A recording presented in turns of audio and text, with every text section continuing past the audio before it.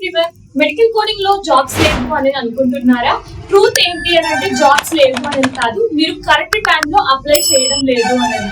అన్ని మంత్స్ లో medical coding అనేది హైరింగ్ అనేది సేమ్ గా ఉంది. జనవరి అండ్ మార్చ్ మంత్ లో మాక్సిమం హైరింగ్ ఉంటుంది, బికాస్ న్యూ బడ్జెట్ స్టార్ట్ అవుతున్నాయి, న్యూ ప్రాజెక్ట్స్ వస్తూ ఉంటాయి కాబట్టి. అండ్ జూన్ నుంచి ఆగస్ట్ వచ్చేలకి న్యూ ప్రాజెక్ట్స్ వచ్చే ఛాన్సెస్ ఉంది because of the middle year కాబట్టి.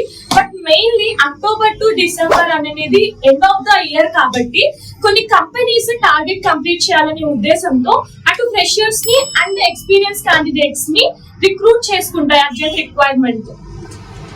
Usually April and May month లో హైరింగ్ అనేది చాలా తక్కువగా ఉంటుంది.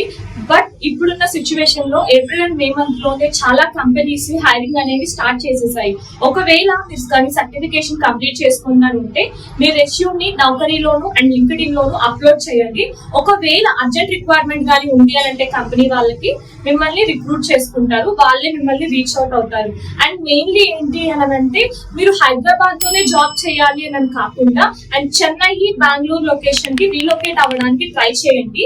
ఎందుకు అనంటే ఫ్రెషర్స్ కి job opportunities Chennai and Bengaluru location లో చాలా ఎక్కువగా ఉన్నాయి. ఇంకా ఏమైనా డౌట్స్ కానీ ఉంటే ఇక్కడ కనిపిస్తున్న నెంబర్స్ కి కాంటాక్ట్ అవ్వండి. Thank you.